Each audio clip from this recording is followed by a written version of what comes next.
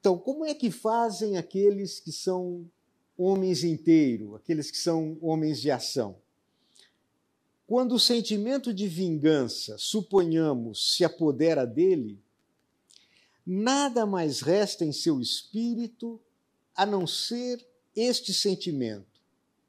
Um cavalheiro desse tipo atira-se diretamente ao objetivo, como um touro enfurecido, de chifres abaixados, e somente um muro pode detê-lo. Aliás, diante de um muro, tais cavalheiros, isto é, os homens diretos e de ação, cedem terreno com sinceridade. O muro, para eles, não é causa de desvio, como, por exemplo, para nós, os homens de pensamento, e que, por conseguinte, nada fazemos. Não é um pretexto para arrepiar carreira, pretexto em que nós outros costumamos não acreditar, mas que recebemos sempre com grande alegria. Não, eles cedem terreno com toda sinceridade. O muro tem para eles alguma coisa que é a calma, é algo que, do ponto de vista moral, encerra uma solução, algo definitivo, místico talvez. Mas deixemos o muro para mais tarde. Pois bem, um homem desses, um homem direto, é que eu considero um homem autêntico, normal, como sonhou a própria mãe carinhosa, a natureza, ao criá-lo amorosamente sobre a terra. Invejo um homem desses até o extremo da minha bilis. Ele é estúpido, eu concordo, mas talvez o homem normal deva ser mesmo estúpido, sabeis? Talvez isso seja até muito bonito.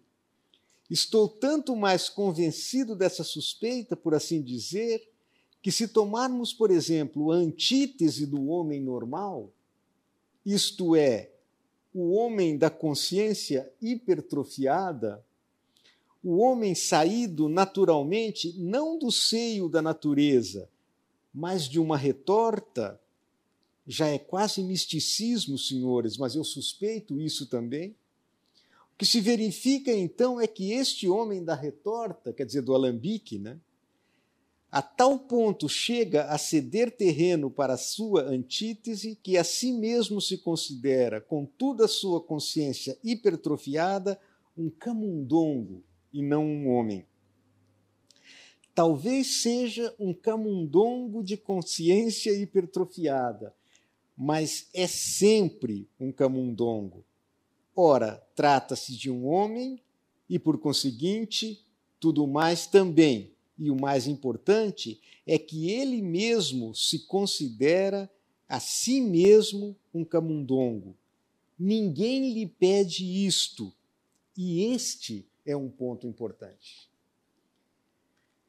Bom, é interessante notar aqui, para voltar àquilo que nós conseguimos ler com facilidade aqui, que nesse diagnóstico do ressentimento,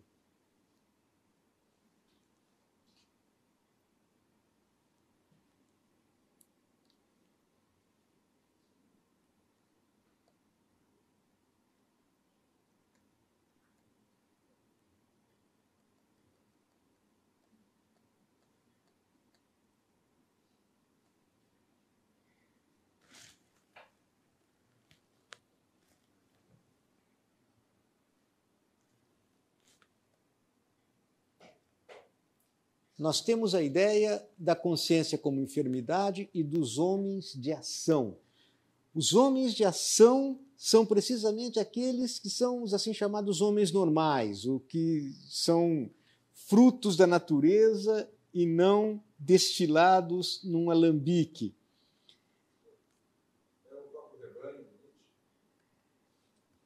Olha, essa é uma questão séria.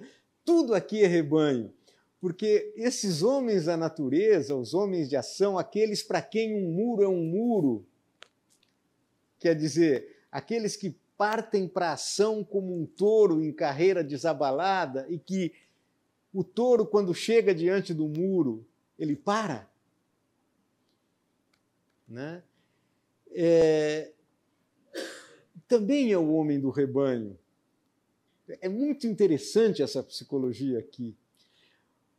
Ou seja, o grande problema é que o homem de ação, o homem direto, o homem nascido da natureza, ele não se questiona o tempo inteiro, ele não se coloca permanentemente em estado de dúvida e de incerteza. Um muro é um muro, acabou. Para o camundongo, não. Ele sabe que o muro é algo que apresenta-se para ele como um motivo para não agir. Isso é algo contornável, é algo que, com uma espécie de empenho extraordinário dos seus esforços, ele conseguiria vencer. Portanto, o muro é uma objeção moral contra a sua própria impotência.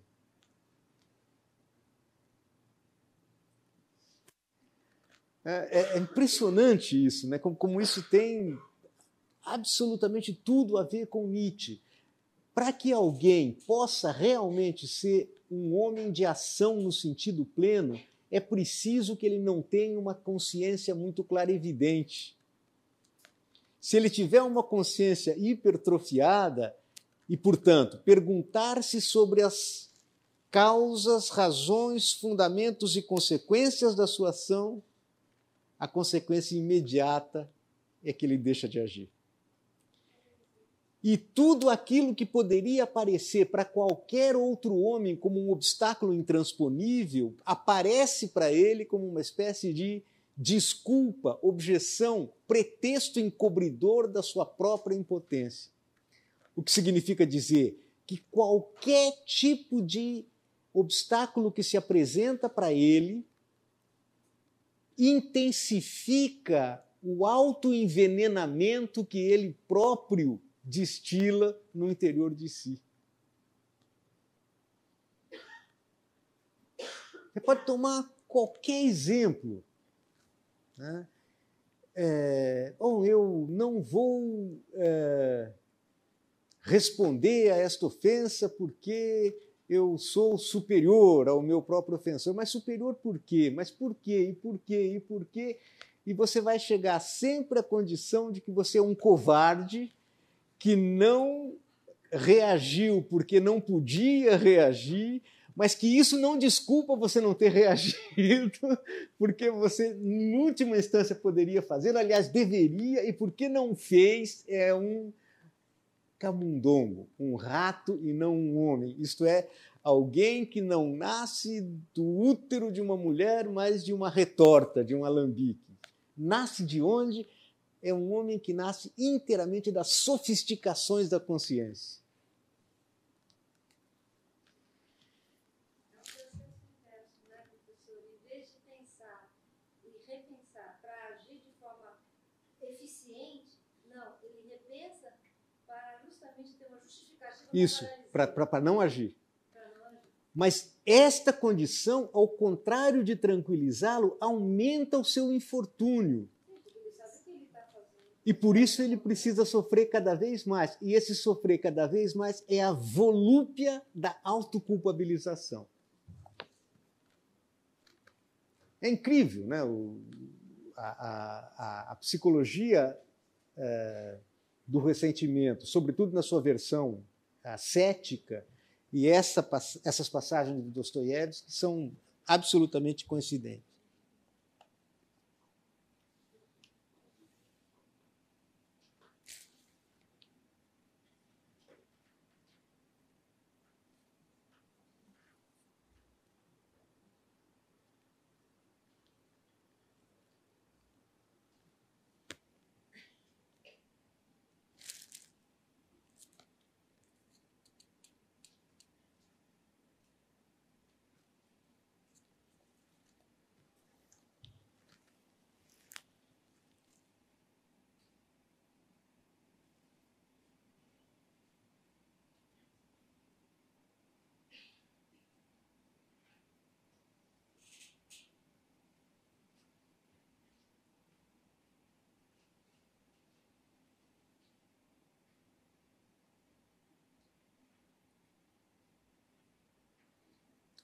Agora, essa passagem notável aqui.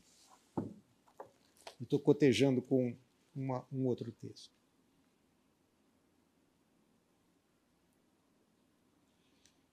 Porém, o que era particularmente notável é que esse desacordo não parecia uma coisa fortuita, dependente das circunstâncias, mas parecia se produzir muito naturalmente. Dir-se-ia que era meu estado normal e de modo algum uma doença ou um vício. Até que finalmente perdi todo o desejo de lutar. Enfim, para concluir, admito quase, entre parênteses, talvez o admita completamente, que tal era o estado normal do meu espírito. Mas antes, no começo, quanto sofrimento suportei pacientemente nessa luta. Não acreditava que outros pudessem estar no mesmo caso, e durante toda a minha vida escondi essa particularidade como um segredo. Eu sentia vergonha. Pode ser que eu tenha vergonha ainda hoje.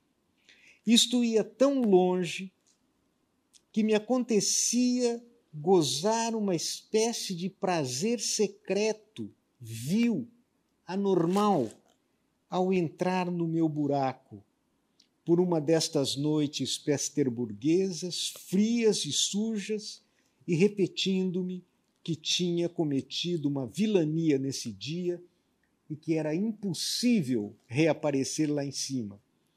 Inquietava-me interiormente, eu me atormentava, eu me despedaçava, eu bebia longamente a minha amargura, fartava-me tanto que finalmente sentia uma espécie de fraqueza vergonhosa, maldita, onde gozava de uma volúpia real. Sim, uma volúpia. Comecei a falar disso precisamente porque eu quero saber com justeza se os outros conhecem tais volúpias. Explicar-vos-ei. A volúpia, neste caso, provinha de que eu me inteirava da minha humilhação. Ela unia-se à sensação de ter atingido um limite último. Tua situação é abominável, mas não pode ser outra. Não te resta nenhuma saída. Nunca poderás mudar, porque mesmo se tivesses o tempo e a fé necessária, tu mesmo não quererias tornar-te um homem diferente. E, aliás, ainda que quisesses mudar, serias incapaz. Com efeito, mudar para quê? Não há, talvez, nada além disso. Bom, eu queria agora tentar fazer aqui uma comparaçãozinha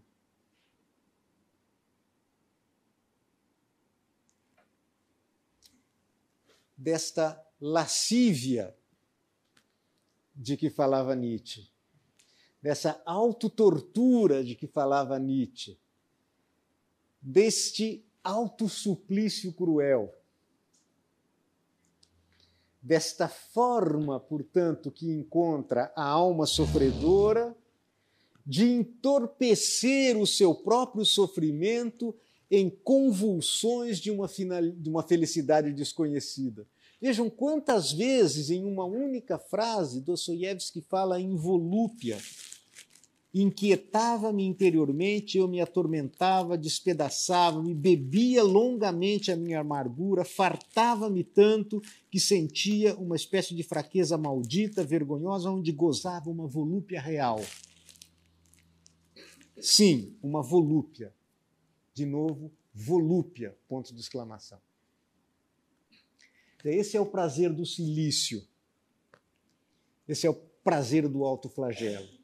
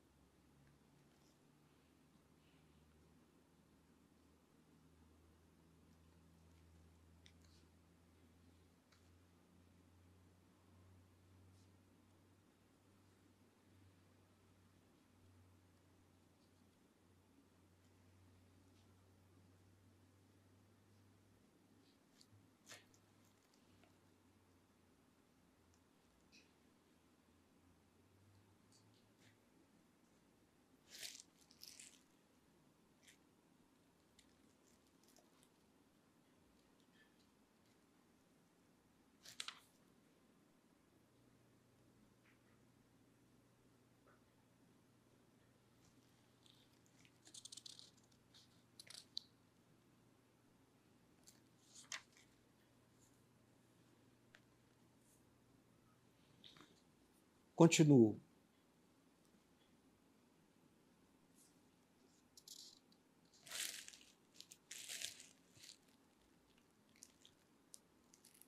Volúpia, neste caso, provinha de que eu me inteirava demais da minha humilhação. Ela unia-se à sensação de ter atingido um último limite. Tua situação é abominável, mas não pode ser outra, não resta nenhuma saída. Mas... Perdão, não era isso que eu queria ler, não. É isso aqui. Assim, por exemplo, tenho um amor próprio terrível. Sou tão suscetível e desconfiado como um corcunda ou um anão. Mas verdadeiramente houve minutos da minha existência em que, se me tivessem dado uma bofetada, eu teria sido muito feliz, talvez. Falo seriamente.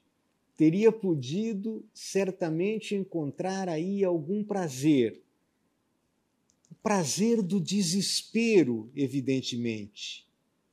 É o desespero que encobre as volúpias mais ardentes, sobretudo quando a situação parece realmente sem saída. Ora, aí, no caso da bofetada, quanto aniquilamento esta sensação de ter sido esmagado assim. Quer dizer, é o retrato mesmo da volúpia no próprio sentimento. O prazer, por exemplo, da bofetada.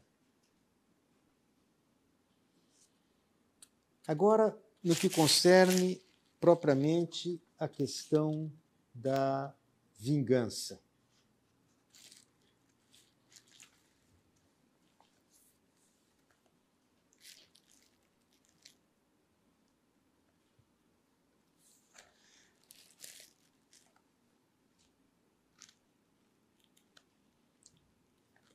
Vamos verificar esse contraste no texto do Dostoiévski.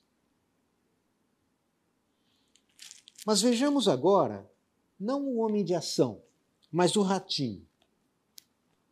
Vejamos agora esse camundongo em ação. Suponhamos, por exemplo, que ele esteja ofendido. Ele quase sempre está ofendido. E que ele queira se vingar.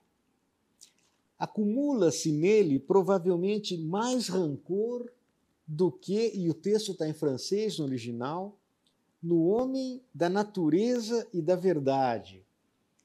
Essa expressão, homem da natureza e da verdade, que está em francês no original, é uma paródia das Confissões do Rousseau. Vocês percebam, portanto, que aqui existe não só... É fabuloso tratar disso, né? Porque existe aqui o mesmo procedimento nietzschiano de intertextualidade com uma intenção profundamente irônica. Quer dizer, por um lado, falando que o homem natural, o homem da ação, o homem verdadeiro, aquele que é capaz de dar vazão aos seus sentimentos, de descarregar os seus afetos, é o homem real. Os outros são homens, por assim dizer, malogrados, são produtos de alambique, etc. Mas, por outro lado, o fato de colocar isso como uma alusão ao texto das Confissões mostra que isto, sim, é uma edulcoração romântica da natureza e do homem. E que talvez, de fato, o homem real não seja o homem sadio, forte, o homem da natureza, o homem da verdade, mas seja exatamente a condição de ratinho de subsolo. Então, acumula-se nele provavelmente mais rancor do que no homem da natureza e da verdade. É possível que um desejo baixo, ignóbil, de retribuir ao ofensor o mesmo dano, ranja nele de maneira ainda mais ignobilmente do que no homem da natureza e da verdade, de novo em francês. porque este, devido à sua inata estupidez, considera sua vingança um simples ato de justiça. Já o camundongo, em virtude da sua consciência hipertrofiada, nega haver nisso qualquer justiça. Atinge-se, por fim, a própria ação, o próprio ato da vingança. O infeliz camundongo já conseguiu acumular em torno de si, além da torpeza inicial, uma infinidade de outras torpezas, na forma de interrogações e de dúvidas. Acrescentou à primeira interrogação outras tantas não resolvidas, que forçosamente se acumula ao redor dele certo líquido repugnante e fatídico, certa lama fétida que consiste nas suas dúvidas, inquietações e, finalmente, nos escarros que caem sobre ele em profusão dos homens de ação agrupados solenemente ao redor, na pessoa de juízes e ditadores que riem dele a mais não poder, com toda a capacidade das suas goelas sadias. Naturalmente, resta-lhe sacudir a patinha em relação a tudo e, com um sorriso fictício de desprezo, no qual ele mesmo não acredita, esgueirar-se vergonhosamente para a sua fendazinha. Ali, no seu ignóbil e fétido subsolo, o camundongo, ofendido, machucado, coberto de zombarias, imerge logo num rancor frígido, envenenado e, sobretudo, sempiterno. Há de lembrar 40 anos seguidos a sua ofensa, até os derradeiros e mais vergonhosos pormenores, e cada vez acrescentará por sua conta novos pormenores ainda mais vergonhosos, zombando maldosamente de si mesmo e irritando-se com a sua própria imaginação. Ele próprio se envergonhará dessa imaginação, mas assim mesmo tudo se lembrará, tudo examinará, e há de inventar sobre si mesmo fatos inverossímeis, com o pretexto de que também estes poderiam ter acontecido. Vejam, poderiam ter acontecido. E nada perdoará. Então, isto é o correspondente exato da impossibilidade de esquecimento de todo homem ressentido. O ratinho de subsolo é aquele que, justamente em função da sua fraqueza constitutiva, isso é, de não poder desembaraçar-se de uma vivência negativa, transforma essa vivência negativa numa espécie de ímã que absorve todas as suas outras vivências. E justamente porque esse sofrimento não o abandona jamais, porque ele é propriamente a sede de um ressentir permanente, é uma espécie de chaga aberta, tudo aquilo que entra em contato com essa ferida incomoda, porque reaviva a lembrança do sofrimento. Justamente por causa deste ressentimento permanente, ele não pode parar de sofrer. E, portanto, o seu sofrimento tem sempre que encontrar um culpado sobre quem a sua vingança pode se desafogar. E este culpado, porque jamais pode ser um culpado real, tem que ser sempre um culpado imaginário. É justamente por essa razão que todo homem do ressentimento precisa falsificar a imagem do seu ofensor. Isto é, ele precisa, ele tem necessidade psicológica, diz o Nietzsche, de transformar o seu ofensor, em primeiro lugar, em um inimigo, e em segundo lugar, em um inimigo malvado e injusto. Ou seja, ele tem necessidade de falsificar a imagem do seu inimigo e transformá-lo em um inimigo ignóbil. Isto é, alguém cujos traços são exagerados, caricaturados, digamos,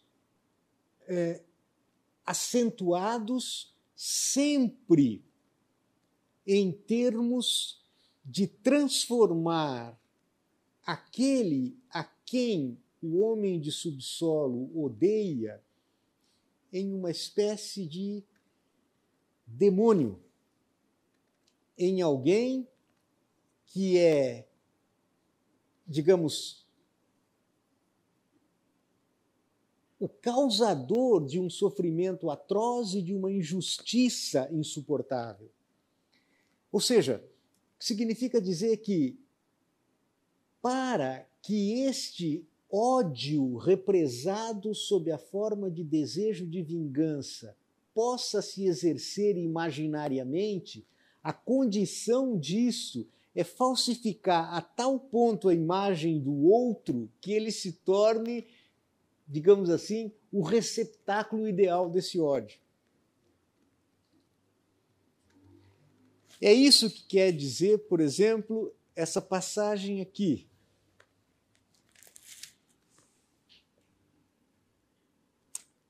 Não apenas ele vai se lembrar da ofensa em todas as suas minúcias e em todos os seus detalhes.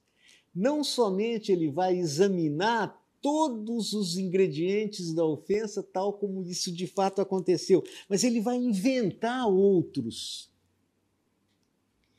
Inventar outros ingredientes que poderiam ter ocorrido. Veja que requinte. O que não aconteceu, mas poderia ter acontecido. Ora, por que isso? Justamente porque essa espécie de intensificação superlativa do sofrimento torna possível sofrer mais. E este sofrer mais significa autopunição, descarga interna sob a forma da consciência de culpa de um impulso agressivo. De tal forma que a única maneira de afastar momentaneamente da consciência um sentimento doloroso, isto é, o resultado de uma vivência negativa, é intensificar até o, digamos assim, até o paroxismo o próprio sofrimento.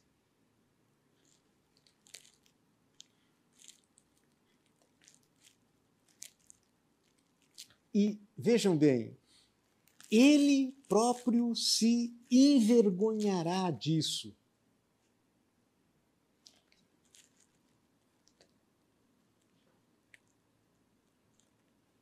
Acumula-se ao redor dele certo líquido repugnante e fatídico, certa lama fétida. Ou seja, aqui nós vemos propriamente a figura da bilis, do veneno, que o homem do ressentimento acumula sobre si mesmo, justamente em função da sua incapacidade de vingança real, uma vingança pura e simplesmente imaginária. Prossigo aqui.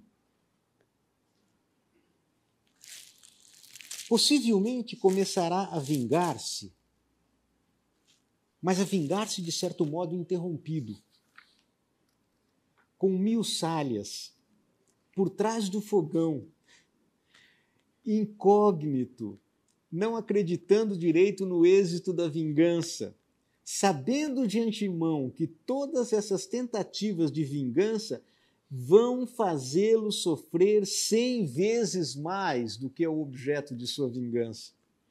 Pois talvez este não precise sequer coçar-se. No seu leito de morte há de tornar a lembrar-se tudo com juros acumulados em todo esse tempo. Mas é exatamente neste frígido e repugnante semidesespero, nesta semicrença, neste consciente enterrar-se vivo por aflição no subsolo por 40 anos, nessa situação intransponível, criada com esforço e, apesar de tudo, um tanto duvidosa, em toda essa peçonha de desejos insatisfeitos que penetraram no interior do ser, em toda essa febre de vacilações, de decisões tomadas para sempre e de arrependimentos que tornam a surgir um instante depois, em tudo isto consiste o sumo daquele estranho prazer de que falei. Esse prazer é a tal ponto sutil e a tal ponto, às vezes, inapreensível à consciência, que as pessoas um pouquinho limitadas ou mesmo simplesmente de nervos fortes não compreenderão dele nem um pouquinho sequer. Juro por tudo que pensais assim. Mas acalmai-vos, meus senhores, não recebi bofetões, embora me seja de todo indiferente o que penseis a esse respeito. É possível que eu mesmo lamente o fato de ter distribuído em minha vida poucas bofetadas, mas nenhuma palavra mais sobre esse tema, por mais que ele vos interesse. Ora, vocês percebam, portanto, que existe aqui, e essa é uma indicação fundamental, um sutil prazer nesta condição de autodilaceração, nesse enredar-se vivo na própria aflição. É nesta condição de homem de subsolo. Ou seja,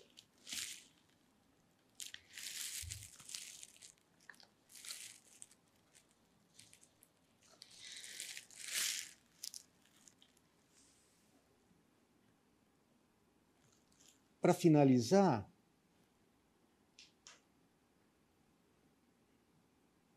continuo tranquilamente a discorrer sobre pessoas de nervos fortes que não compreendem certas sutilezas nos prazeres. Em determinados casos, por exemplo, esses senhores, ainda que se esgoelem à toa como touros, e ainda que isso lhes dê uma honra muito grande, diante do impossível, como já disse, eles imediatamente se conformam. O impossível quer dizer um muro de pedra? Mas que muro de pedra? Bem, naturalmente as leis da natureza, as conclusões das ciências naturais, a matemática. Quando vos demonstram, por exemplo, que descendeis do macaco, não adianta fazer careta, tendes que aceitar a coisa como ela é. Se vos demonstram que, em essência, uma gotícula da vossa própria gordura vos deve ser mais cara do que 100.000 dos vossos semelhantes, e que neste resultado ficarão abrangidos, por fim, todos os chamados deveres, virtudes e demais tolices e preconceitos, deveis aceitar a si mesmo. Não há nada que fazer, porque 2 e 2 são 4. É a matemática. E experimentais retrucar. Não é possível, vão gritar-vos. Não podeis rebelar-vos contra isto. Isso significa que 2 e 2 são 4. A natureza não vos pede licença, ela não tem nada a ver com vossos desejos. Deveis aceitá-la tal como ela é, e, consequentemente, também todos os seus resultados. Um muro é realmente um muro, etc, etc, etc. Meu Deus, que tenho eu com as leis da natureza e com a aritmética, se por algum motivo não me agradam essas leis e os 2 e 2 são 4? Está claro que não romperei esse muro com a testa se realmente não tiver forças para fazê-lo, mas não me conformarei com ele unicamente pelo fato de ter pela frente um muro de pedra e de serem insuficientes as minhas forças. Eis aqui, portanto, o grande modelo do ativo e reativo do Nietzsche, do forte, do fraco, de todas aquelas variantes da psicologia do ressentimento que eu tentei mostrar para vocês aqui. O Nietzsche não está, no momento em que ele descreve isto, tanto interessado em, digamos, aportar fundamentos científicos ou provenientes das ciências à sua disposição naquele modelo, embora ele faça isso também. O que interessa para ele é justamente mostrar como, no diálogo com a literatura de Dostoiévski, você pode encontrar precisamente esse mesmo diagnóstico da modernidade cultural, esse mesmo diagnóstico da alma moderna. Não para concordar com o Dostoiévski, mas para dizer isto, a condição de homem de subsolo, é exatamente o resultado de uma moral do ressentimento que é a moral do homem moderno. Por isso mesmo, eu já com isso preparo o nosso próximo encontro, o Nietzsche vai dizer: que pena, que lástima que um gênio como Dostoiévski não tenha vivido entre os primeiros discípulos de Jesus de Nazaré. Ele teria sido capaz de escrever os evangelhos da mesma maneira como ele escreveu a Recordação da Casa dos Mortos. Isso é aquele ambiente que, em última instância, é um misto de sublime, infantil e patológico. Isto que nós podemos ver na análise psicológica que Nietzsche faz de Wagner é exatamente a psicologia de Dostoiévski. Isso está no Idiota, isso está em todos os grandes personagens do Dostoiévski, a mistura do sublime, do infantil e do doentio. Esse homem de subsolo, por isso quando você me pergunta, esse aqui é o nome? Não, é o gênio do ressentimento.